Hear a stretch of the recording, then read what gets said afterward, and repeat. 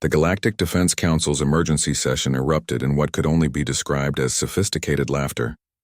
General Zixathara of the Hegemony clicked her mandibles in amusement, while Admiral Korthak's tentacles rippled with mirth. The holographic display showed Earth's military response to the Void Swarm invasion. Farmers.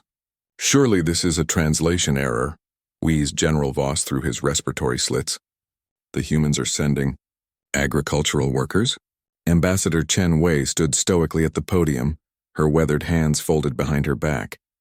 She had spent 40 years working rice paddies before joining the diplomatic corps, and the calluses on her palms told stories these alien commanders would never understand. Earth's contribution to the defense of Kepler 442b will be our Agricultural Defense Corps, she announced calmly. We're deploying 12,000 farmers. The council chamber dissolved into chaos. Holographic displays flickered as various species' laughter translated across communication arrays. General Zixathara wiped compound eyes with delicate claws.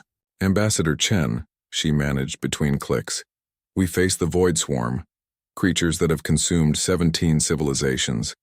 They strip entire planets bare in days, and Earth sends farmers?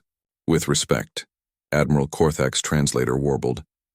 What exactly do your dirt scratchers plan to accomplish against bioships the size of your cities? Chen's expression never wavered. She had seen this condescension before, at every galactic summit, every trade negotiation. The advanced civilizations looked at humanity's agricultural foundation with barely concealed disgust.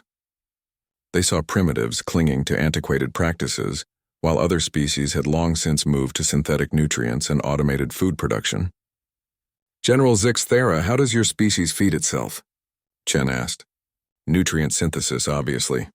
We perfected the process millennia ago. And you, Admiral Korthak? Atmospheric filtration of essential compounds. Far more efficient than your barbaric soil digging. Chen nodded thoughtfully. I see, and when your synthesis plants fail? When your filtration systems break down? They don't, Voss interjected. Our technology is superior to your— Everything breaks down eventually, Chen interrupted. But you've forgotten how to fix the fundamental problems. You've forgotten how to grow? The alien commanders exchanged glances loaded with meaning. Another human making cryptic statements about their simple wisdom. How tiresome. Earth's farmers will arrive at Kepler 442b in 72 hours, Chen continued. I suggest you observe their methods carefully. 3 days later, the Void Swarm emerged from hyperspace like a plague of metal locusts. Their bioships, massive organisms bred for consumption and destruction, descended toward Kepler 442b's agricultural colonies with terrifying efficiency. The assembled galactic fleet, 600 ships representing dozens of civilizations, prepared for a standard defensive engagement. Energy shields powered up, weapon systems armed, fighter squadrons launched. Then the humans arrived. 12 massive transport ships dropped out of FTL, and what emerged defied every tactical manual ever written. The Agricultural Defense Corps didn't deploy sleek fighters or gleaming battleships. Instead, they released thousands of vehicles that looked like farm equipment. What in the seven hells are those? General Zixathara stared at her tactical display in bewilderment. The human machines spread across Kepler 442b's surface like seeds scattered by wind. Massive harvesters, their cutting arrays replaced with plasma cannons. Tractors hauling artillery pieces that looked suspiciously like modified fertilizer spreaders. Irrigation systems that now pumped napalm instead of water. But most confusing were the pilots. Through magnified scopes, alien commanders watched humans in simple coveralls and worn hats climbing into cockpits, their movements efficient and unhurried. They're using agricultural machinery as weapons? Admiral Korthak's tentacles writhed in confusion. The Void Swarm made first contact with Earth's farmers near the planet's largest grain processing facility. The alien bioships, expecting easy prey, descended in their typical feeding formation. What happened next would be studied in military academies for centuries. The farmers didn't fight like soldiers.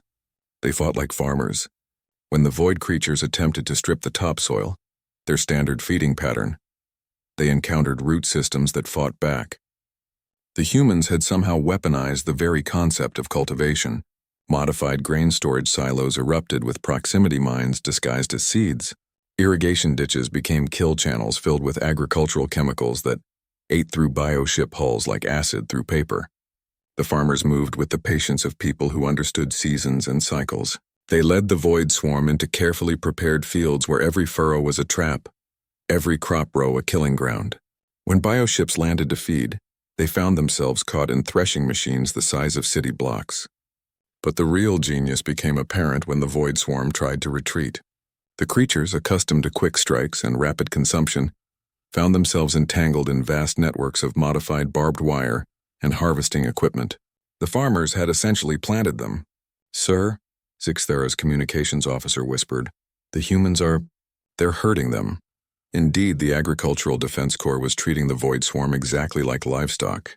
Massive harvesters drove the creatures toward prepared positions where other farmers waited with equipment that looked suspiciously like industrial slaughterhouse machinery. Within 18 hours, the invasion was over. The void swarm, terror of 17 civilizations, had been systematically processed like any other crop. As alien commanders watched in stunned silence, the human farmers began their cleanup operations. They worked methodically, efficiently, turning bioship remains into fertilizer for Kepler 442b's damaged soil.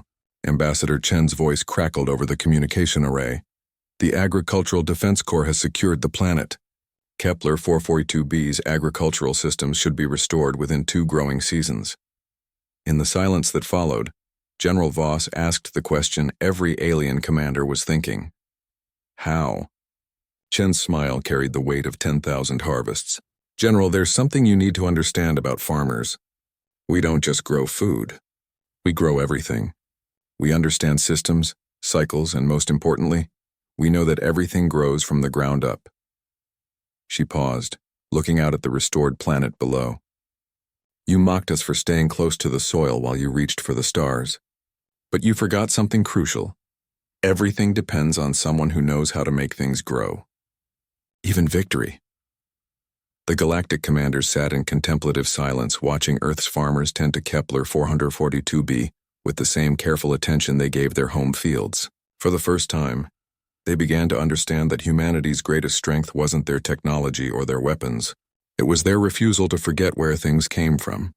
And in the Agricultural Defense Corps' after-action report, filed under Lessons Learned, a single line would echo through military history. The enemy forgot that farmers are experts at dealing with pests.